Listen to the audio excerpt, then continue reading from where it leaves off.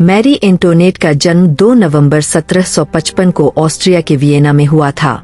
वह पवित्र रोमन सम्राट फ्रांसिस I और महारानी मारिया थेरेसा की 15वीं और सबसे छोटी बेटी थीं। 1770 में 14 साल की उम्र में उन्होंने फ्रांस के भावी राजा लुई 16 लुई गस्टे से विवाह किया, जिससे ऑस्ट्रिया और फ्रांस के बीच गठबंधन मजबूत हुआ। वर्साय में जीवन।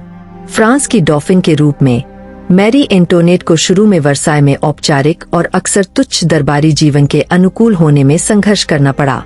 फैशन, पार्टियों और जुए पर उनके फिजूल खर्ची के लिए उनकी आलोचना की गई, जिसके कारण उन्हें मैडम डेफिसिट उपनाम मिला।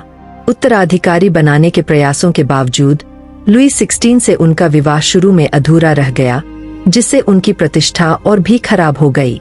लुई 16 का शासनकाल। जब 1774 में लुई 16 सिंहासन पर बैठा, तो मैरी एंटोनेट फ्रांस की रानी बन गई। उनकी शानदार जीवन शैली जारी रही और उन्हें अक्सर फ्रांस में व्याप्त वित्तीय संकट के लिए दोषी ठहराया गया। जनता में असंतोष बढ़ता गया और उन्हें आम लोगों से दूर माना जाने लगा।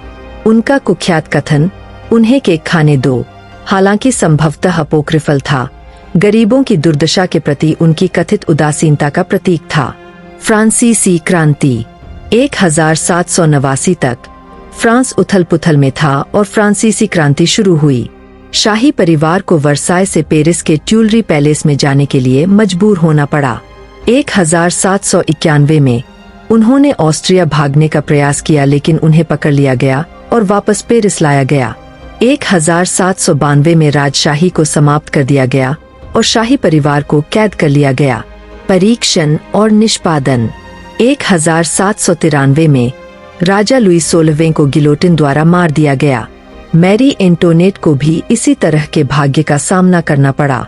क्रांतिकारी न्यायाधिकरण ने उन पर कई अपराधों का आरोप लगाया, जिसमें उच्च राजद्रोह और अपने बेटे का यौन शोषण, संभवतः उनकी छवि को और धूमिल करने के लिए गढ़ा गया आरोप शामिल है। जोरदार बचाव के बावजूद उन्हें दोषी पाया गया। अंतिम क्षण। मैरी एंटोनेट को 16 अक्टूबर 1793 को फांसी दे दी गई। उन्हें पेरिस की सड़कों पर एक खुली गाड़ी में घुमाया गया, जिस पर भीड़ ने उनका मजाक उड़ाया। अपने अंतिम क्षणों में उनके संयम और गरिमा ने उनकी मृत्यु को देखने वालों पर एक अमिट छाप छोड़ी। वह 37 वर्ष की थीं। विरासत। मैरी एंटोनेट इतिहास में एक विवादास्पद व्यक्ति बनी हुई है।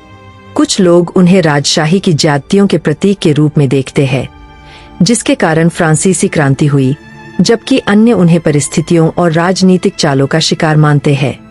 उनका जीवन और दुखद अंत आज भी लोगों को आकर्षित करता है और बहस को उकसाता है।